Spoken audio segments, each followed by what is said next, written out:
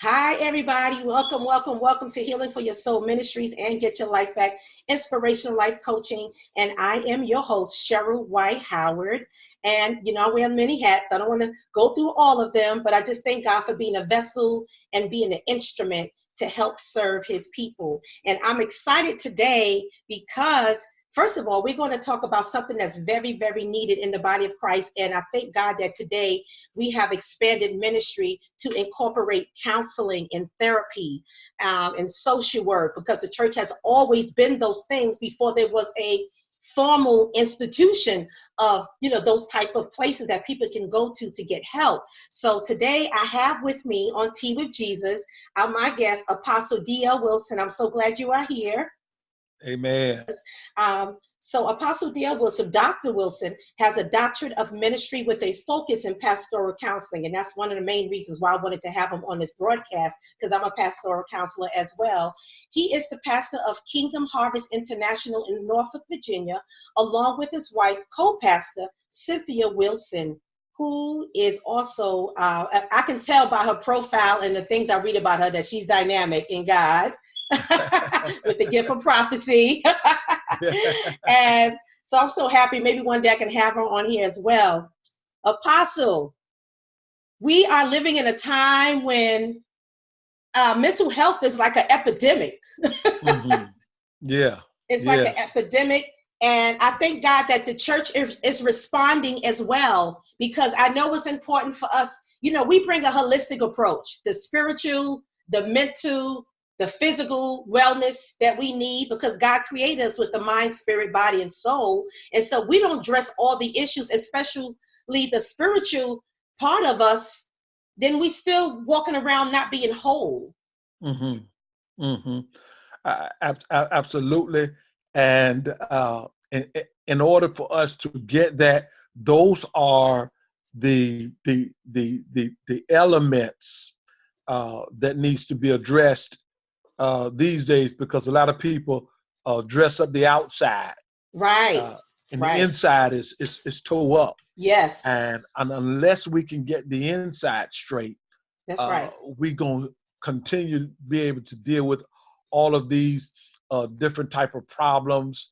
And what we see in the church today, it is an extension of what people is dealing with internally. Exactly. And those are the issues that not being addressed. It's all about money and how you get a house, boat, car, and all these other things, without dealing with the internal perspective of an individual life, because it is the spirit and the holisticness of the individual that will help them to be better. And the more they get healed internally, the better they'll be, and be able to be a more productive citizen, a better productive Christian, everything. And just be better productive, period. Exactly. And I often tell a lot of people that I work with that a lot of times, or most of the times, our activities and our behaviors are symptoms of of our trauma or things that we haven't dealt with, like you mentioned, on the inside. Because like you said, there's a lot of us, we preach and talk about a lot of other external things, but we don't deal with the internal man, like what's going on the inside. And so I know you have witnessed, because there's a lot of leaders that are operating from a hurt place, like a place of pain, and they come across the pulpit or places angry and cracking the whip. And a lot of times that's just a reflection, like as you said, of something that's going on the inside, whether it's unforgiveness, unhealed places, and they negatively infect people that they're supposed to be pouring out to. They're actually putting more trauma on top of other people's trauma. Yeah, and what happens is that you end up preaching out of your own hurt. Yes. Instead of you getting healed, you want to smooth it over, push it to the corner, or whatever. And what happens is, instead of you ministering to people, you become bashing them. Yes. And so you whipping people that you ought to be ministering to, and it is our own reflection of what has happened to you, that you never got healed from. Exactly. And so and none of us are exempt from experiencing brokenness, especially when you get to leadership. That's right. You're more vulnerable to Right. being hurt. That's a good point. And yes. so in essence, you become the wounded healer. Yes. You're trying to help folks to get healed, and you wounded yourself. Exactly. And at some point in time, you got to get that straight, or you're not going to be as effective as you want to be. That's right. And I can tell you, myself, I've experienced it because I went through that stage when things were going, and I became bitter, right, angry, and I'm preaching, and I'm starting off. I'm giving a nice text, and then I go to fussing. Come on, the rest yes, of the tell the truth. Yes, yes. And you know, my wife said, "Well, the people didn't come here to get beat up on," but I was preaching out of my own bitterness and own angriness. Wow. And until you get healed from that, it'll affect you big time. Exactly. So self-awareness is definitely powerful and definitely key. As you was talking, I was thinking about, I know a lot of times it was because of the old church, I'll say, or the ignorance that a lot of us had. We didn't know any better. People didn't feel free enough to talk about those places because we had this, we put leaders on a pedestal, or not even leaders, just Christians. You couldn't walk around saying, I'm hurt, I'm angry, I got unforgiveness, I'm struggling with different areas, or I'm dealing with mental illness, because it was like taboo. Or you had those who were self-righteous or judgmental, and they go around saying, well, Christians don't get sick, and they don't get depressed, and they don't get mental illness. I don't know where they got that from, Apostle, but it's ignorance. We didn't know better, so I don't want to try not to be negative on them, but we're more educated today. But it's like, that's why a lot of us are preaching, like you said, from that hurt place. We don't have a safe space where we can vent and share those things without being condemned or judged, and all of that. Yeah. And so the thing about it is, every leader got to have somebody that they can go to, that they can trust to share and open up with, so they can get this out of them, because it doesn't get any better, and you can hear, and I've been teaching over that for about the last, several 4 or 5 months, about the heart and unforgiveness. Yes. So you got a lot of people that's preaching, singing, dancing, doing all these things, but got unforgiveness in their heart, and it shows. It comes out, because at some point it's going to come out. That's right. That's right. So you got to have somebody that you feel comfortable with, that you can come and share, and let them give you some kind of coaching, counseling, or something to get you through that, so you can get you back on the right track. Exactly. So you can go ahead and blossom to your fullness. There you go. And at first it was new to me when I had joined a large church in New York, which was an awesome body. It's the first time I learned about how some churches give psychological type of evaluations to leaders. But it's like, now I understand, because you never know what people are going through. And I guess that was their way of measuring the mental well-being and emotional well-being of a leader before they, allow them to kind of come on and, minister to the people. And it's like, now I get it. First it was new, because, I came from a small church. Thank God for humble, awesome beginnings. But we didn't go through that protocol. But now I understand why some churches implement those type of tools, like spiritual evaluation or mental, or because they need to understand what's going on in the inside and up here. Because then when they get in the pulpit or somewhere else, and you hearing bad reports, you're like, what's going on here? Yeah. I guess the thing with that is that when God starts begin to elevate you to any type of leadership form, the one thing you're going to have to realize is that, and I had to learn, is that you're going to have to learn how to deal with a multiplicity of mentalities. Yes. All different, one from another. Right. And so you're going to have to take some type of psychology, so it can help you deal with, the signs and symptoms of these things when they come up. I want to talk about the benefits of pastoral counseling or therapy within the body of Christ. How, because you do this work as well, inside and outside of the church, how beneficial has it been to the body as a You whole know, and locally from your experience? it's I think it's a great benefit to the degree that when people start sharing and opening up, what a sigh of relief that I can see on people's faces when they're finally been able to get this out or Yes. get this off of them. Uh, Right. Sometimes it's things they've been carrying from years, or they didn't feel comfortable talking with somebody, and they're taking all this luggage, all of this Yeah. weight Right. around with them, which really weighs them down. I mean, that's just like Oh yeah. when a firefighter put on their gear. They got about 50 pounds or something That's on right. them that they carrying around. Right. And sometimes saints are like that. And I think the dangerous part about it is that sometimes they can get so comfortable with that, is that Mm. they can come to a good worship service, hear a good word, and enjoy themselves. But when they leave, they're taking that luggage with them. Wow. You just touched on They something. they That's they the truth. Carrying they're around gonna that take that with blanket. them there because they're Right. comfortable with it. Exactly. Become a comfort thing. They Yeah, familiar with so it. we trying to get them to leave that at the altar, leave that there. That's Yes. no good for you. That's been wearing you Exactly. down all this time. Free yourself and go on and leave this here and don't worry about it no more. Right. And that needs to be taught. And I get now while the older saints, growing up in church, used to say, leave it at the door, leave all your burdens at the door. Of course, that's a process because it's not easy, it's easier said than done, but just getting it in Right. people's mind about Jesus, because I always, he's our example. The Bible says he's counselor.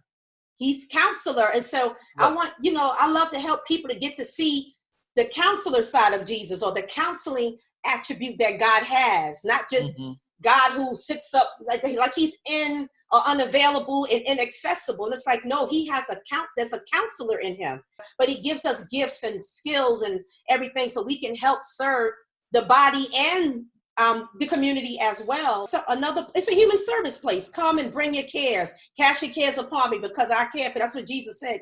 When we learn to do that, I just told somebody that the other day, that you have to see God as someone who loves you.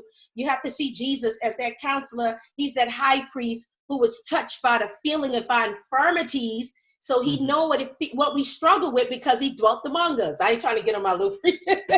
Yeah. But Listen, yeah. but and with that being said, and it's been pressed on me, so it's probably this year that I'm gonna go start probably setting up some evening time hours, Awesome. maybe about 3 days a week that I'll Okay. be there, that people can set up some time where they can just come and we can talk and do that. So that's been kind of pressed on me. So I think in this year, within the next month, or within the next couple of months or so, Right. I'll be setting that up, maybe 3 times a week. I'll Right. be there. I'll be there for this amount of hours, maybe about 3 hours from a certain window of time in the evening. I'll be Okay. there if you want to set some up, come by, we can talk and, Right. begin to help because it's so vitally needed right now, more Exactly. so than ever before. And, Exactly. and within the body of Christ, as you're seeing this, it's being, it's phenomenal because people are not being able to deal with the challenges or the circumstances or things that are Right. coming up. And so we can provide a better way of channeling what you're doing, because there's no way we can really stop stress, but we can channel it Right. so it don't have as great an effect on our Exactly. lives, or we can't uh, prevent the unexpected, but there's a way to channel those things when they Exactly. do come, so the impact that it normally would have, Right. we lessen it by channeling it through a different way. Absolutely. Absolutely. They're definitely going to be dealing with the mindset and the emotions and all of that stuff. Um, so I did already ask about the effectiveness of but I want to know more about the work you do, because you do counseling with inside the church and outside of the church. What type of counseling you do outside of the local church? Well, I'm a Norfolk police and fire and rescue chaplain. Okay. So yeah, so when we in the police department, when they have some different cases that come, like it was one case we had last year that it was a car crash, and Wow. all the 4 people that was in it was burned beyond recognition. So all of those, each one of them had to come to the precinct. Wow. So they can let them know that your loved one is passed, and the only way we can identify them totally is they had to take a DNA from the parents. We Wow. was there to help provide counseling for them, right, in whatever state that they may need it at that time. And we also, if there's an officer that feel comfortable with us, we right, provide counseling for the officers because, of the trauma and different right. things they're up. That can mess with your psyche, especially when you Exactly. got to shoot somebody or you're seeing some tragic things happen. So that level of counseling Yes. helps deal with that, Right. So that is a major part, and just dealing with young people as well, Right. helping to deal with them and the parents. I love it, that's my God bless you. habitation. God bless you. That's my habitation. I thrive in that. Right. And so I can do that all day, but you got to the Lord has definitely have the grace you to be able to do it. You got that right. I don't ever tell people, man, I don't have the patience for that. You need to talk to him. I don't have patience for all that. Exactly. Let me tell you, I shied away from, because that's like first responder stuff, triage and I mean, I've dealt with mental stuff, but like in crisis, I'm always on 24-hour crisis when it comes to the mental, emotional relationship. Or parents, I do parent coaching too, where sometimes parents are going back, they add it back and forth. They don't know how to they don't know how to self-regulate emotionally. And so the children are seeing, I've done that, but stuff you see physically, I already know. I think I'm graced to do it, but I'm emotional. Yeah. I think I could, because there's certain situations that I realized God, I was just there. And for that moment, there was no second guess. I had to be used. You understand? So I'll perform, but I wouldn't run to that. Let's put it that way. I wouldn't volunteer. Absolutely. Sign me up for first responder. Yeah. Oh, absolutely. You definitely got to be graced with it to be able to deal with that stuff.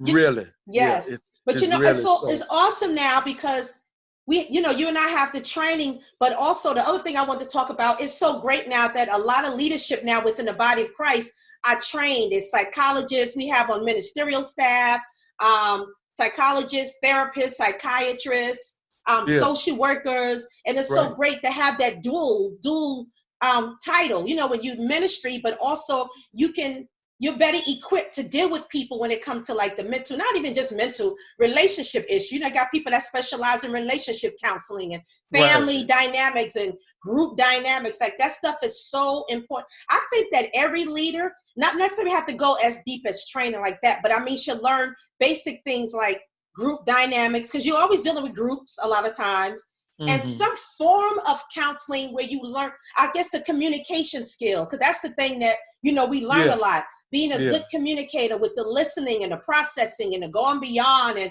like developing that skill, because as a preacher or leader or whoever, any of the ministries in church, that's something that's important. Even if you were usher, learning how to deal with people, being sensitive. Yeah, you got to. Absolutely.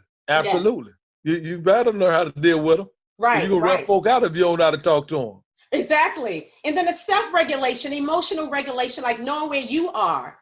Because that's the one thing I tell people, because I'm in a certain position or I have a title or whatever, it doesn't mean I'm, like you said, exempt from things. I've just learned how to manage my emotions where I can compartmentalize things and not bring them to you. And then, of course, my faith, I can give a lot of things to God, because I can't go into people, deal with people or counsel people, coach with me wearing my heart on my sleeve. If you know some things about yourself, that's something we can give to God. God, help me in this, because I know I'm gifted at helping people, but I know I need to deal with this area, because what happened is, and I talk to a lot of leaders who are gifted, apostle, they're anointed, but sometimes when they counsel or try to teach, they're very harsh. You know, like again, you start seeing things and they're not aware. And sometimes I bring it to their attention. It's your approach. You got to deal what's allowing you to maybe approach people a certain way, because you can see that they definitely gifted. They can do a whole lot, but they got to deal with all of that. They got to find out what the root of that is. Yeah, but you know, the Lord has, I guess, has graced me that when I'm out and about, you know, allow people to run into me, and just in conversation, I get to talking. Yes. And before you know, people don't open up and they be like, I don't know why I'm telling you this. I'm like, well, you know, it's okay. Yeah. You know, but it's like they feel comfortable talking, and I find myself, you know, I'm sharing, I'm listening to them, and then I'm sharing something. Right. And it's helping them just even for those few moments. Yes. It's feel like that was a sigh of relief right there. You know, it was like a thirsty soul getting a cold glass of water. Exactly. It really just cooled them out. It refreshed them. Right. And it was in such a calm way that it brought some type of healing balm to them. Yeah. Right. Yeah. And you just mentioned something. You know, today again, what I see more of is we learning as leaders to become more transparent and have authenticity with people, so they can kind of relate. They understand that again, we broken, we go through stuff, and people need to know that. They need to feel that, and they feel comfortable talking to you, because you're not, you know, saying that, you know, you don't have any problems and you got everything under control all of the time. Right. You know, you let them know that you've been through some things, and that's why testimonials is so and awesome. Yeah, no doubt. No doubt, man. Folks say, if you think it's a fairy tale book, then you haven't read the whole book. Exactly. I remember hearing T.D. Jakes say, y'all need to turn them soap operas off and get in this book. There's some stuff in this book. I said, I know that's right. Oh yeah, there's some stuff in the book, man. Everything you can imagine is in the book. Exactly. You know, but I just thank God for the comfort, you know, that the body is bringing more people in other ways that we can serve.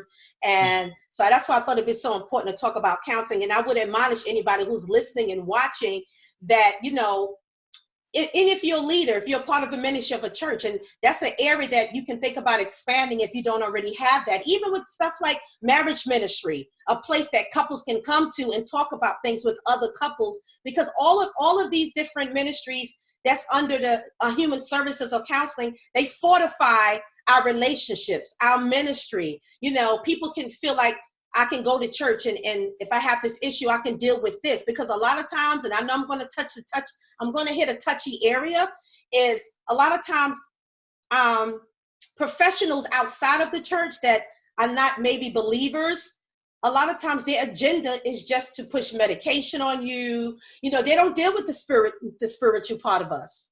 You know what I'm saying? They're not equipped. We talk about it. I remember in grad school, we talked about how it's important, but at the same time, when it comes to applying and practicing it, sometimes that it becomes a barrier where you can't even go. Some things you feel like you're not even allowed to do, but the church can play a role in dealing with that spiritual man, because you need that. So I would tell anybody, because sometimes we have spiritual sickness, spiritual issues is what I meant to say. Yeah. You know, and that is a touchy area, and I'm gonna leave that wound open for a few more minutes before we shed it. Yes. You're right. They push medication and the dollar sign. You know, right. That's what it's about. So my thing is that here's a person he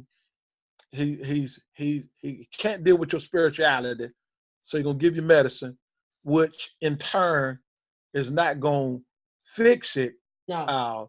It's just gonna numb it in a sense for a little while, until you need another batch. Exactly. You know, and when you finish that batch, then you need another batch. Right. And then you need another visit. Right. And you need to pay some more money. Exactly. So, I mean, and I understand, you know, they went to school, got degrees in you to pay them, because you can get all the medicine you want to. If you don't get some spiritual healing, you'll never get free from your medicine. Exactly. Not saying that some people don't need it, but the more healed you become spiritually, the more you can get off that medicine. You want to also use other interventions that can help you deal with stuff. And I'm talking about diagnosis that's not so extreme. I understand people who got maybe schizophrenia or something that's more extreme. They may need to be on meds for a longer time, but also there's a lot of other interventions that people can use. But I have clients who just have issues with anxiety and coping with stuff that a lot of us cope with all day, and we get through it. But some people, because of their mindset or what they've been through or what their nervous system is already patterned, to worry about a lot of things, simple stuff like that. You don't need to be on medicine the rest of your life. And I it's so interesting. I'm thinking of a client in mind when I do the breathing exercises with him, because he gets stirred up about things pretty quickly. And I kind of say, when I talk with him and he calms down, and I taught him about how to become emotionally regulated, how to get your mind on something else to distract the thought that's causing the anxiety. After about 5 minutes, he's like, I feel good now. I said, see, God has given us, we forgot our own natural ability to learn how to cope and deal with stuff. It's like we get so conditioned and used to, I got to get my med. We don't even, first of all, like you said, we don't even allow God to come in and help calm us down. We don't allow ourselves to pray, meditate on the word, read some scriptures, and just sit calmly and think about, or do the breathing exercises. If we can take 5 minutes to do that, and as I always educate people, the same effect that deep breathing has on your brain is the same effect you may get with maybe smoking some kind of drug or something for that quick moment. When the oxygen goes through your brain and it goes through your nervous system, it gives you a natural calming effect. But we so accustomed to meds, that's the thing I'm talking about, till we forgot how to do that. Like you said, it never takes the problem away. And I'm always like, empower my clients. What if you can't get to the med? Either you're going to go crazy or you're going to learn how to heal thy physician, heal thyself. Right. Yeah, that. It's like we forgot about that because we live in an addictive society. Now, I understand that people got trauma and some deep, deep issues, but I just see it's just a pattern now, and it's scary. And so I have to pray. I pray for myself. I do my own deep breathing. I do my own work before I meet with clients, because I don't know what space they're in. And that's another thing, dealing with the counseling, us taking care of ourselves, the self-care. Right. Absolutely. We got to make sure that we're in a good place so we can be effective to those who are going to be brought into our lives, or we're going to run into, so we can effectively be able to spiritually prescribe the right prescription to them. Exactly. So they don't get no allergic reactions. So we want to make sure we prescribe properly. Right. So I'm going to ask you this, Dr. Wilson. What do you do for self-care as a leader? Because that's so important. You're serving in a lot of capacities. What do you do for self-care? Well, of course, of course I pray, and and I like to read. I read a lot, and then I can bounce things off of some other people, There you go. That I know, some people that's way old and way seasoned into the area that I can talk to. So, I can always bounce some things off them, or exercise, or that's something good. like that. Go sit by the water or something. Okay. So you always got to have something that you can de-stress, or keep yourself at a good place, so you can be, I like to say, lubricated, so you can flow like you need to. So you by the water and the beach. I'm jealous. I think I would be at the ocean all the time. I love the water and the ocean and everything. But that's good, because that's important. That's another thing, like going back to leaders and just learning that self-care piece, taking care of ourselves. Sometimes we neglect that. And I know we have to, that's a whole nother subject, learning how to delegate and take care of yourself and having that time. And it's awesome that you have your wife as co-pastor to kind of help you with that as well. Big, big, big help. Indeed. Yes. It's a great blessing. And as I'm in this year of the comeback. So Yes. making this great comeback. Coming back. Yeah, I am enthusiastic about that. I did a eulogy today, and I was sharing with some people in the repast about the comeback, and they just absorbed it so much that they said we're gonna be in church tomorrow. You know, we want to hear this. We want to hear this. Awesome. And so that is the piece, because sometimes if we go through something, we down too long, it's a struggle to make that bounce back or that Exactly. comeback. And so Right. sometimes we talk to people that are in the same way. And the thing is that in spite of what happened, you can always make a comeback. Right. Exactly. That's You can right. bounce Amen. back from that. You know, Right. the Dow Jones, they might have a bad day at the Right. closing, but tomorrow they're looking to bounce back. Exactly. You know, That's right. so so whether it's business, whether it's financial, whether it's ministry, your thing is that even though I've had some badness happen in my life, Uh-huh. I can bounce back from it. Exactly. And with Yeah, the support, got that with support, the yeah, body of I can Christ. bounce Yep. back from with zeal and determination, Right. you know, and good Absolutely. guidance. Yeah. I can make a good comeback. Absolutely. So Encouragement, inspiration, motivation. yeah, You yeah, bring back that sense of hope, that sense of yeah, peace. And yeah, those are the things we're talking about spiritually, because you absolutely. have to have hope and peace within Hmm. yourself, and you have to have love, self-love, before you can be good or effective with anybody else. And so that's one of the benefits of, counseling in the kingdom. And I just pray that it can, and I know it will, it's continued to expand.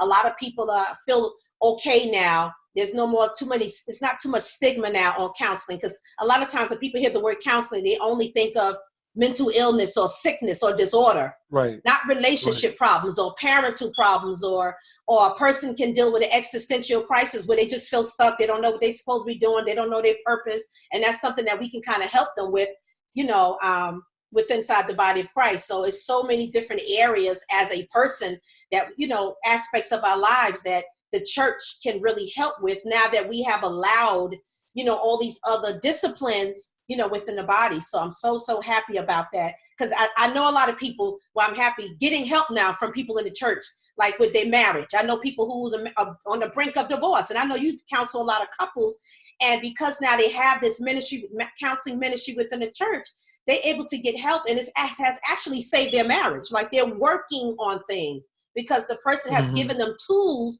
that they can use, to help their marriage. So Yeah, you know what? Just before we wrap up, it's two things that I always say that is vital to right. any great comeback. Oh, you got frozen, but go It's ahead, I the hear two you. D. It's the two D's: There you go. 2 D's. Okay. discipline Yes. and determination. All right. Yes. Discipline and determination. You got those two in place, Right. you can make a comeback. That's true. You can That make a is true. comeback. I got to Right. discipline myself, Yes. and then I got to be determined. That's a whole nother preachment. Discipline and determination. Yeah, Because my mind is already thinking about different areas that need discipline in our lives. And of course, when you yeah, get that yeah, sense of hope and everything, then you feel like, okay, I can be determined now, and have some discipline in my life, because the support is there. Like yeah, you helping them, the support is there. There's a way out. There's a light at the end of the tunnel. But anyway, this was absolutely. really, really good. We're gotta have some series of other talks. Yeah, I enjoyed this. I enjoyed it. Awesome, awesome. Yeah, because I'm thinking about, I gotta let you go so you can go prepare for tomorrow. And I Yeah. will get to you soon. I thank you so much, Dr. Wilson, for Bless just your for heart, your daughter. time. I'm grateful. Yes, I'm really grateful. I'm so So glad. So Dr. Wilson yeah. is like my So overseer. He's my brother and father in the ministry and everything else. yes, sir. So I thank God for the Hallelujah. spiritual connection. Hey, God don't leave Bashande. you abandoned. God always put people in your life. And that's the thing. When you open yourself up to God, He connects Yeah. you with, He knows what you need spiritually Yeah. and emotionally and naturally. And I can honestly say, Dr. Wilson, God has always done that for me. Like he never left me abandoned. And I can go on. I'm not even going to go on about that now because I'll get emotional. And then we be up in tongues and then this be a whole nother broadcast. I am grateful for the opportunity to be able to, be that spiritual uh, covering, father in the gospel, whatever. Right. I'm that opportunity to be able to do this, and I don't take it lightly. And as I share with people, I say, y'all, the Lord give me spiritual daughters in the faith or whatever in Richmond and Georgia. I was named different places, so it may not even always be locally, but He will connect you. Yes. And I'm telling you, I'm eternally grateful for it. I don't take it lightly, and I'm just going to do my level best to be as best as I can. Yes. Thank God for your time. Thank God for your everything, everything you're doing in the kingdom. I thank God for being a partner with you and you being in my life and everything. And God is so good. So I'm excited about that. And I thank everybody for tuning in, for watching. If you want to connect with Dr. Wilson, he's in Norfolk, Virginia. He's at Kingdom Harvest International. It was intentional when you mentioned helping people all over. I'm like, yeah, there was a reason why it's called international. And it's going to begin to manifest this year the more. That's right. Yeah. Amen. The more. Yeah. I like that. Yeah. So I'm going to be spreading my wings going. I'm going to be coming up to Richmond. I'm going to Georgia. I'm going to be going to some different places. Awesome. Because that is, He's given me all these spiritual sons and daughters for reasons. Right. Exactly. And I want to be able to fulfill that and impart their lives and undergird them and support. Yeah. Amen. Yeah. That's awesome. Well, and if you want to connect with me, you can go to bit.ly/Healing for Your Soul Ministries. Dr. Wilson, the website of your church is? Kingdom Harvest International Ministries. Yeah, that's right. Kingdom Harvest International Ministries. I left out that part. That's right. Yes. We're working on doing a different website. Okay. Yeah. Awesome. And you guys know that do follow me. I'm a certified life purpose coach and I'm a pastoral counselor. So at Healing for Your Soul Ministries, I provide pastoral counseling just for donations only. It's free. I just receive donations to kind of help me stay on the internet and do the virtual sessions. But I'm also a certified life purpose coach as well. And I'm Christian based. And so everything talking about discipline, but spiritual disciplines is part of the interventions that I use. And I thank God. And if you are in the Norfolk area, know that Dr. Wilson does pastoral counseling too as well. And so we're just happy about serving in the kingdom. But anyway, I'm going to go. Thank you for tuning in. Thank you for watching. Leave your comments on YouTube or Apple Podcasts or SoundCloud, wherever you tune in from. This will be audio and video. And if you have any questions related to the things that we talked about today, surely you can definitely leave those commentaries on all of those platforms, because this can be a continued conversation. I can do Q&A or something, who knows? But I just thank God for you tuning in, and everybody be blessed. Thank you. Meet you again on the next broadcast.